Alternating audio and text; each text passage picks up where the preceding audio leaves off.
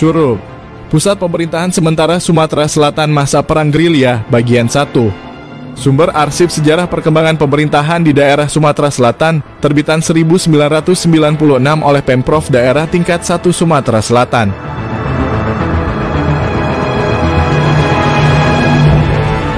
21 Juli 1947, penjajah Belanda kembali melanggar perjanjian Linggarjati, kali ini dengan menggelar agresi militer secara serentak di Indonesia. Memang watak culas penjajah sudah berulang kali terbukti sama sekali tak layak diberi kesempatan apalagi kepercayaan. Di Sumatera Selatan, agresi penjajah Belanda membuat kekuatan militer dan sipil pemerintah Indonesia harus terusir dari kota Palembang, bahkan harus mundur dan berpindah-pindah ke banyak tempat, termasuk rombongan residen Palembang yang juga harus mundur hingga ke Lubuk Linggau pada 23 Juli 1947. Perpindahan pemerintahan juga disusul oleh Gubernur Muda Sumatera Selatan Dr. M. Isa bersama Wedana M. Ali Amin yang memilih kota Curup sebagai kedudukan pusat pemerintahan sementara Sumatera Selatan. Dan sejak saat itu dimulailah kembali perjuangan perang gerilya dan bumi hangus di beberapa titik strategis. Di saat hampir bersamaan juga terjadi perjanjian Renville yang semakin menyudutkan kedudukan pemerintah Indonesia di Sumatera, khususnya Sumatera Selatan. Saat itu wilayah Sumatera Selatan sebagai bagian dari Republik. Yang tersisa hanya kewedanan Pagaralam, Kabupaten Musi Ulu, Rawas ditambah sebagian kecil kewedanan Musi Ilir, sebagian Komering Ulu dan kewedanan Muara II. Sementara Palembang terpisah menjadi dua, yakni Palembang Utara dan Palembang Selatan. Sedangkan kewedanan Lampung dan Bengkulu masih tetap utuh.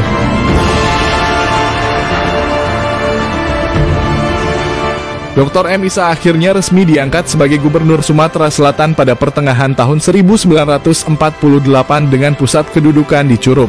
Bersamaan dengan penetapan 3 provinsi di Sumatera, yakni Sumatera Timur, Sumatera Tengah, dan Sumatera Selatan, dengan pimpinan Komisaris Pemerintah Pusat di Bukit Tinggi. Pengangkatan Gubernur M. Isa diikuti pelantikan anggota DPRD Sumatera Selatan pada 20 Oktober tahun yang sama, yang menggelar sidang perdana sejak hari pelantikan hingga 23 Oktober di Curup. Selain DPRD, beberapa badan pekerja pendukung juga dibentuk, termasuk staf administrasi kantor Gubernur Sumatera Selatan di Curup yang mempekerjakan Bupati Ghazali sebagai Kepala Keuangan, Wedana M. Ali Amin sebagai sekretaris, ditambah beberapa struktur pendukung di bawahnya. Saat itu Provinsi Sumatera Selatan terdiri atas 4 keresidenan, yakni Palembang, Bangka Belitung, Lampung, dan Bengkulu. Tak hanya di kota Curup, pemerintahan ini juga harus berpindah-pindah seperti saat musyawarah Gubernur Sumsel di Muara Aman pada 26 Desember 1948, yang saat itu menyepakati dibentuknya Daerah Militer Istimewa Sumatera Selatan atau DMISS dengan Dr. Adnan Kapau Gani atau AK Gani sebagai Gubernur Militer.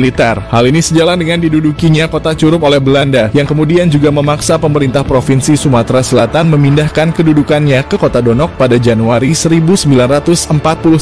Maka sejak saat itu komando pemerintahan sipil dan militer Sumatera Selatan pun dipecah dan disebar ke beberapa titik berbeda sebagai upaya kontra propaganda politik melawan agresi Belanda. Gubernur M. Isa bersama Komandan Letkol M. Simbolon bermarkas di Semelako Muara Aman sebelum akhirnya berangkat ke Uluan Jambi. Lalu markas pertama Gubernur Militer Sumatera Selatan Dr. AK Gani di Muara Sahung, Bengkulu Selatan. Kemudian berpindah ke Muara Aman lalu pindah kembali ke Taba atas Rejang Lebong, sebelum akhirnya menetap di Lebong Tandai atau Bengkulu Utara saat ini. Saat itu setiap komando militer yang disebar selalu didampingi pimpinan pemerintahan sipil sebagai antisipasi atas simpang siurnya instruksi dari pemerintah pusat dan PDRI.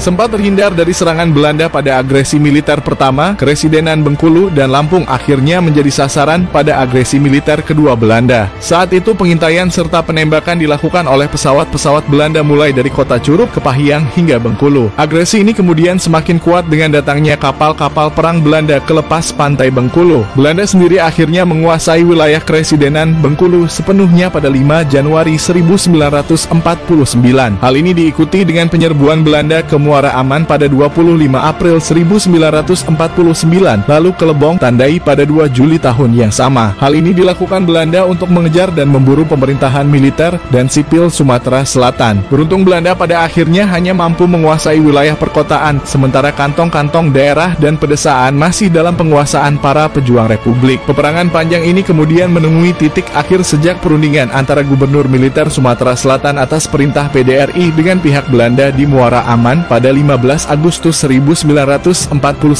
Dilanjutkan dengan pertemuan di kota Palembang, hingga akhirnya tercapai kesepakatan antara Republik Indonesia dengan Belanda yang ditandai dengan pemberhentian dengan hormat 4 gubernur militer di Sumatera oleh Presiden RI terhitung 1 Januari 1950. Atas jasa-jasanya selama memimpin gerilya di Sumatera Selatan, rakyat Sumsel kemudian memberikan anugerah bintang gerilya berupa kalung emas 24 karat serta gelar pemimpin gerilya agung kepada Dr. Aka Gani.